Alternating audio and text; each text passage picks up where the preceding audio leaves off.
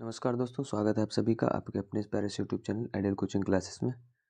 और जैसा कि आप सभी देख रहे हैं कि आपके ये 13 फरवरी के प्रथम शिफ्ट की यानी पहली शिफ्ट की जीके जीएस और करंट अफेयर्स की क्लास है।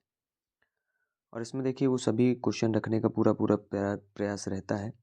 100% ऑथेंटिक प्रश्न जो आप सभी के द्वारा भेजे जाते हैं। कुछ क्वेश्चन जो थोड़े बहुत इधर उधर होते हैं उनको हम डिस्कस कर लेते हैं, ठीक है। वैसे पूरा प्रयास रहता है कि एग्जैक्ट क्वेश्चन आपके पास लाए जाए। तो देखते हैं क्वेश्चन नंबर पहला है कि संविधान का अनुच्छेद 74 किससे संबंधित है।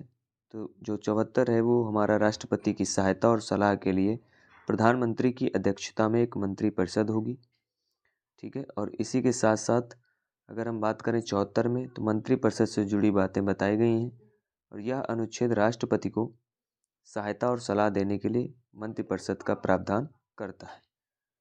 अगले क्वेश्चन की अगर बात करें हम तो भारत में सबसे ज़्यादा बोली जाने वाली भाषा कौन सी है, तो वो है हमारी हिंदी भाषा, जो कि हमारी मातृभाषा भी है।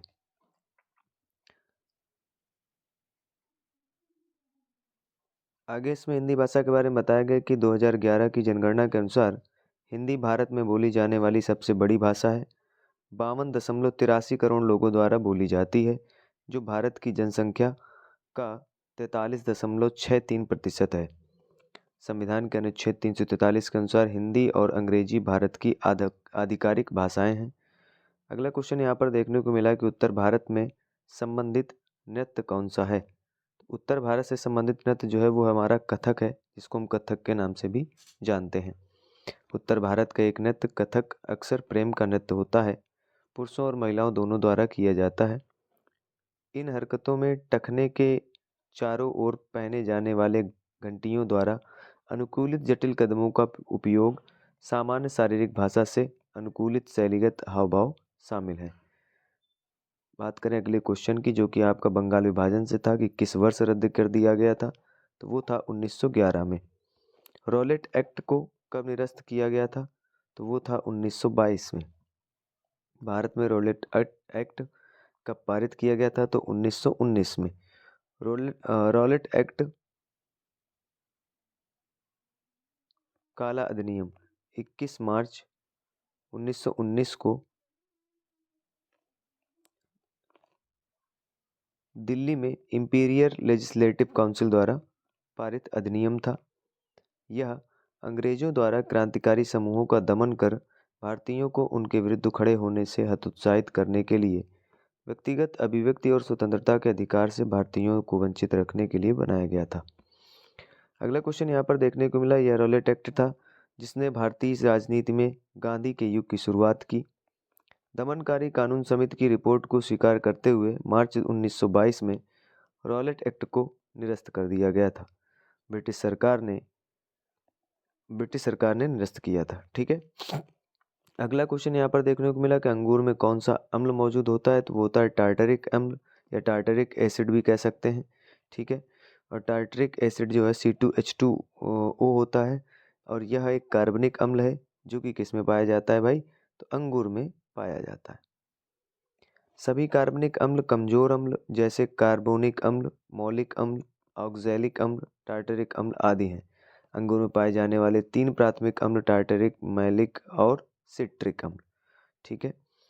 अगला क्वेश्चन, बिस्मिल्लाह खान पुरस्कार किस क्षेत्र में दिया जाता है, तो आप प्रतिदिन इसको पढ़ रहे हैं, जान रहे हैं, समझ रहे हैं कि संगीत, नृत्य और नाटक के क्षेत्र में दिया जाता है।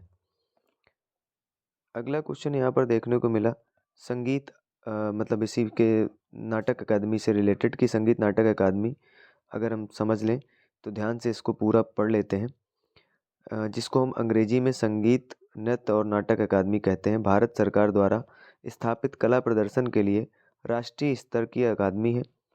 उस्ताद बिस्मिल्लाह खान युवा पुरस्कार संगीत नाटक अकादमी द्वारा 40 वर्ष से कम उम्र के उत्कृष्ट कलाकारों को दिए जाने वाला एक पुरस्कार है जिन्होंने संगीत, नृत्य और रंगमंच के क्षेत्र में प्रतिभा का प्रदर्शन किया है।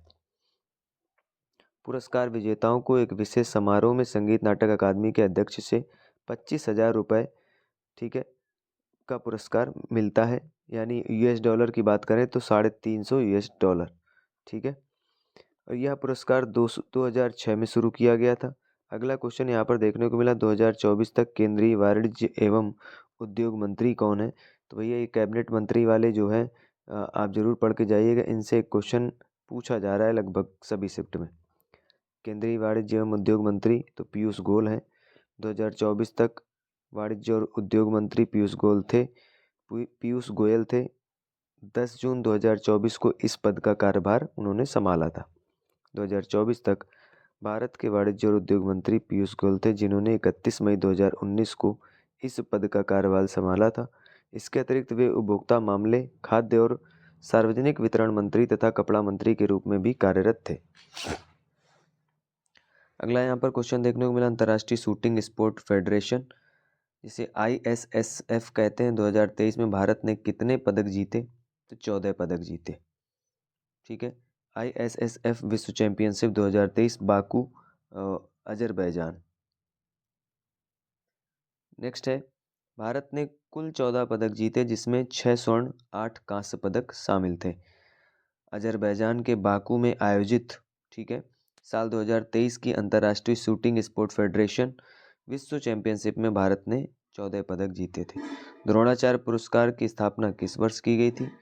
तो वो भैया 1985 में की गई थी। बंगाल का विभाजन कब हुआ था, या फिर बंगाल का विभाजन कब हुआ था?